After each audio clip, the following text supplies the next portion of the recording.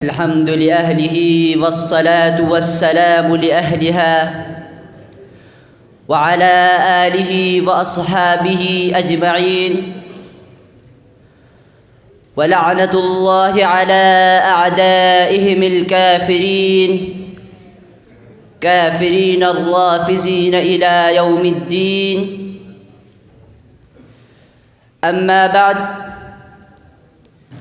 فأعوذ بالله من الشيطان الرجيم.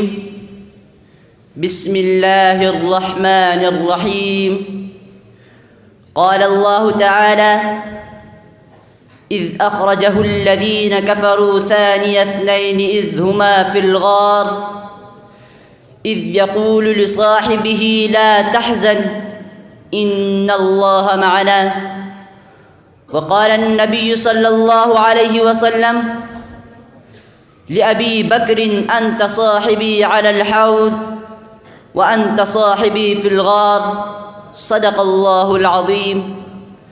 صدق کا پتلا حلم کا خوگر، عطا کا دریا وفا کا پیکر. صدق کا پتلا حلم کا خوگر، عطا کا دریا وفا کا پیکر. نبی کا عاشق عشق میں صادق، عظیم تر ہے صدیق اکبر. نبی نے جب اپیل کی ان سے نہ مانگی دلیل اس نے. نبی نے جب اپیل کی ان سے نہ مانگی دلیل اس نے. جو پاس تھا سبھی لٹایا، نہ کبھی بچایا نبی کی خاطر. واجب الاحترام، قابل سطح احترام محترم و مکرم علماء کرام، مسند انصاف پر جلوہ افروز منصفین عظام و شہ سواران خطابت، آج کے عظیم الشان فقید المثال سالانہ تقریری مسابقہ میں جس موضوع پر لب کشائی کرنے کا حکم دیا ہے وہ ہے صدق و وفا کا پیکر سیدنا صدیق اکبر کے عظیم الشان عنوان سے معنون ہے. سامعین محترم، خلاق عالم نے جب انسانیت کو رشد و ہدایت کے راستے پر گامزن کرنے کے لیے سلسلہ نبوت و رسالت کا آغاز فرمایا، ما کان نبی ولا رسول الا لہ الحواریون، کوئی ایسا نبی نہیں آیا جس کی نبوت و رسالت کی گواہی دینے والے کوئی نہ ہو.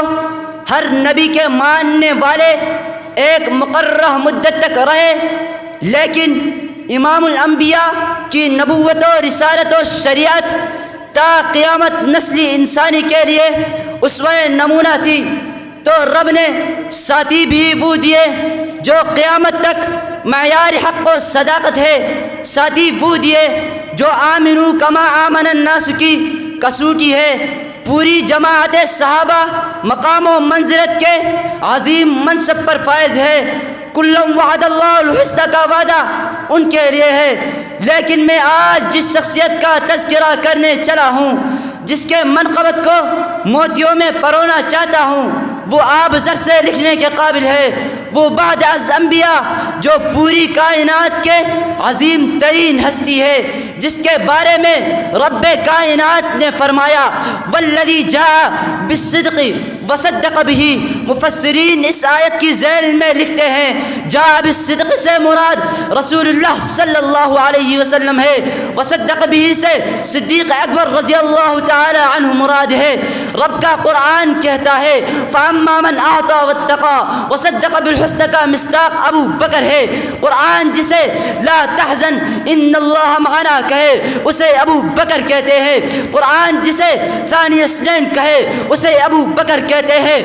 پیارے پیغمبر جب معراج سے واپس ہوئے تو ابو بکر سے فرمایا اے ابی بکر میرے پاس جبرائیل علیہ السلام آئے تھے. تو ابو بکر نے جواب دیا صدقت یا رسول اللہ. نبی نے فرمایا میں نے انبیاء کی امامت کی. تو ابو بکر نے جواب دیا صدقت یا رسول اللہ. نبی نے فرمایا میں پہلے آسمان پر گیا. تو ابو بکر نے جواب دیا صدقت یا رسول اللہ. نبی نے فرمایا میں دوسرے تیسرے چوتھے آسمان زبان پر گیا تو ابو بکر نے جواب دیا صدقت یا رسول اللہ. نبی نے فرمایا میں نے جہنم میں کافروں کا برا انجام دیکھا. ابو بکر نے جواب دیا صدقت یا رسول اللہ. محبوب پیغمبر کی تصدیق کرنے والا سب سے پہلا ابو بکر ہے. محبت کرنے والا ابو بکر ہے. وفا کرنے والا ابو بکر ہے. ہاں جب سب نفرت کر رہے تھے جو پیار کر رہا تھا اسے ابو بکر کہتے ہیں. جب سب دور جا رہے تھے جو قریب آ رہا تھا اسے ابو بکر کہتے ہیں. جب سب تکفیر کر رہے تھے جو تصدیق کر رہا تھا اسے ابو بکر کہتے ہیں. تبھی شاعر نے کیا خوب کہا پہلا مددگار پہلا صحابی, پہلا مددگار پہلا صحابی. نبی نے جسے ہر قدم پر دعا دی وہ افضل بشر بعد از انبیاء ہے. وہ جانے صداقت وہ جانے وفا ہے. فرشتے اسی کی اداؤں پہ عاشق, اسی کی دعاؤں نمازوں پہ عاشق. بشر کی شرافت کا معیار ٹھہرا, صداقت کا اونچا وہ مینار ٹھہرا. نبیوں سے کمتر اماموں سے اعلیٰ محمد سے ہردم وفا کرنے والا. ارباب و علم و دانش پیارے نبی نے فرمایا سب کا حق دنیا میں ادا کر چکا ہوں لیکن ابو بکر کا حق خود خدا ادا کرے گا. توجہ کیجئے, تفسیر ابن جریر جلد نمبر 10 صفحہ نمبر 92 کھولیے اور پڑھیے.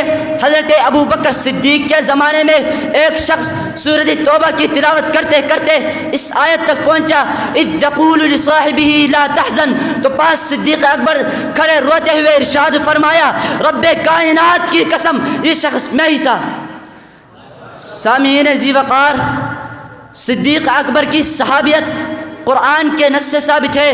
صدیق کا منکر, اس کی صحابیت کا منکر بلا شک و شبہ دنیا کا بدترین کافر ہے. جو صدیق کی توہین کرے گا, جو اس پر لعن طعن کرے گا, خدا کے نظروں میں بھی وہ ملعون ہے, محبوب پیغمبر کے نظروں میں بھی وہ ملعون ہے. میں آخر میں انہی اشعار کے ساتھ اجازت چاہوں گا.